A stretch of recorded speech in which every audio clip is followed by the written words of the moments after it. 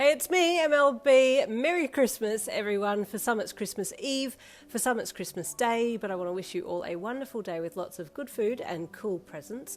And for those who are hiding from the weird relatives, this one's to keep you company for a bit. Here is a little Christmas mini-series special that will be running over the next few weeks with our favourite teachers, Sleeping Bag Bitch and Presentation Michael, both vying for your affections. So please sit back and enjoy. This is Sunshower, Aizawa x Female Yin, x Present Mike. There were a lot more people gathered at the airport than what Aizawa had been expecting or wanting. Too many people out on Christmas Day, he grumbled internally, stepping to the side to avoid being run over by a loved-up couple with 50 million bags spilling off the airport bag trolley. He watched them go, tired eyes peering out from under his heavy fringe, and then looked up to the screens overhead to read when the next plane would be in. Plane incoming from America, he commented internally, scanning down the list of inbound aircrafts until he spotted the one that he was looking for. Following the directions to the arrival gate, he headed in that direction, keen, surprisingly, to get there on time. Shouta! He heard an unmistakably loud voice calling from behind him, and he stopped and looked over his shoulder with his tired eyes. Fancy seeing you here! The person called as he made his way through the crowd and stopped in front of the shabby-haired male. Yes, Aizawa replied in a tired voice. What brings you here, Hizashi? He asked the loud, spiky-haired blonde. Are you here to meet someone? Hizashi asked, essentially ignoring the Ravenette's question and asking his own question instead. Yes, Aizawa replied. And you? Yes! Yin is coming back, Hizashi said excitedly, knuckles on his hips as he arched back a little. After a long time, she's back on the air again. Aizawa stiffened a little when he heard your name. And who are you here to meet? Hizashi asked the Ravenette. Aizawa was just about to reply when a voice stopped him short. Shouta! A bright voice called, and the Ravenette looked over his shoulder. Oh, there's Yin! Hizashi called excitedly. Hey there, Yin! Good to see you again! All through the plane ride from America to Japan, you'd been thinking about your two childhood best friends. You three had grown up together and then gone to the same school together, but then you had taken a job in America, which had been great for your career, but not so good for your love life. You had gotten a boyfriend pretty quickly since moving there, but after 4 years of being together, he had suddenly announced that he wanted to break up since he'd found someone else. You were devastated, and if it hadn't been for keeping in contact with your two best friends, you may have gone down a dark road, but thanks to them, you'd managed to keep your head above water, and when Aizawa suggested that you come back to Japan, you had jumped at the opportunity. Being a part-time hero and a part-time musician kept you pretty busy, and the opportunities in the industry were endless, so you had made the decision to head back home. As the time came closer for you to come back, you, Aizawa, and Hizashi had been keeping in closer and closer contact, and although it was maybe a little devious, things had started to borderline on flirting with the two of them. Hizashi was a terrible flirt, but you were picking up on his vibes, and Aizawa wasn't that much better, but he too was dropping hints that he wanted to spend some one-on-one time with you. This Christmas was going to be the decider, you felt. Both had asked when you'd be coming back, and both said that they were keen to see you when you got there.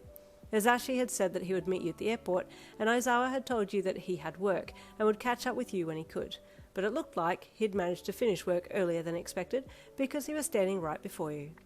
Both guys had grown so much since you'd last seen them. 4 years was a long time between seeing people, and you were immediately romantically drawn to both boys.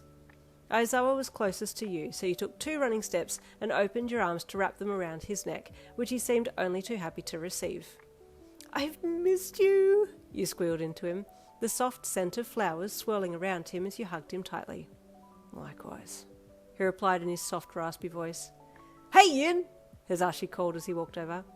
Hizashi, you said sweetly, as you let Aizawa go and reached up to hug the taller male. His eyes met yours, and you felt your body react as you embraced him in the same way that you'd done to Aizawa. You feel so small, he commented. We need to get some food into you. Dinner tonight? Can I treat you for Christmas? Oh, you giggled. Yeah, I'd like that, you said as you pulled back from the hug. Shouta, you gonna come? Yeah, he said in a bland voice as he looked from you to Hizashi. Hizashi didn't say anything, but the males locked eyes for a second, a small zap of electricity flying between them before Hizashi cleared his throat. Yeah! The more the merrier! Let's go! He said enthusiastically. Yay! You said brightly. The the whole airport feeling a little warmer and brighter than before. "Let me drop you home," Aizawa said. "The apartment that you bought is on the way to my place." "I can do it," Hizashi said. "She asked me to come and meet her after all. I don't want to put you out, Shouta." "Like I said, it's on the way," the dull male replied, another oppositional glance shared between the two males that went unnoticed by you. You were just happy to be back with your two best friends. "I'll see you tonight, Hizashi, okay?"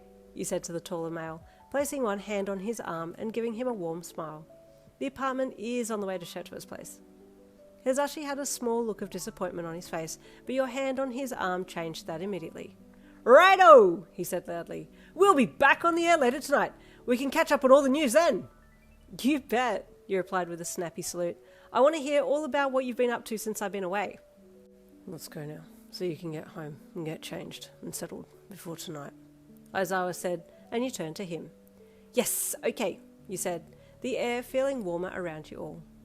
With a goodbye wave to Hizashi, you and Aizawa left side by side and headed out of the airport to his car that was parked in the VIP hero section.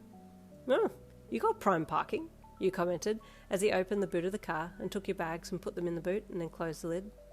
"I was on a tight schedule. I didn't want to miss catching you, so I had to park close," he commented as he then walked around to your side of the car and opened the door for you. "Oh, so kind of you, Shouta," you said with a flirtatious glance at him. "We need to get moving. The parking time ends in 5 minutes," he said blandly, and a gust of wind shot in from his right. "No need to be embarrassed," he commented as you quietly got in the car. "I'm not," you pouted, more air swishing around. Aizawa closed your door and then walked around to the driver's side and got in. "You realise that although I haven't seen you in a few years, I'm still very much aware of how your quirk works and can still read you well," he said as he started the car. More air whipped around in the car and Aizawa smirked. "You can stop being embarrassed," he said again. "Stop it! I'm not," you said as another gust of wind whipped into the car, messing both your and Aizawa's hair up. "I'm not going to be able to see anything if this keeps up," Aizawa commented with a sigh, and you groaned with embarrassment, trying to calm your quirk down. "Ah!" you cried, covering your face with your hands. Once he had calmed down a bit, you and Aizawa got chatting. He wasn't much of a talker, but he was at least happy to hold the conversation, and you talked all the way back to the apartment, where he dropped you off. "So I'll see you tonight?" you asked as you got out of the car, and then leaned in through the passenger side window. "I said I'd be there," he replied, giving you a dead stare after he had rolled his head to the side. Gotcha," you replied sheepishly, the wind picking up a little around you outside the car. "I'll pick you up at 8 p.m, he then said, and you smiled with relief, the soft scent of flowers infiltrating the car and filling it with soft perfume. "Cool," you replied, pulling back from the window. You were just about to let him leave when you remembered your bags in the boot of his car, and you quickly shoved your head back inside the window. "Wait, my bags!"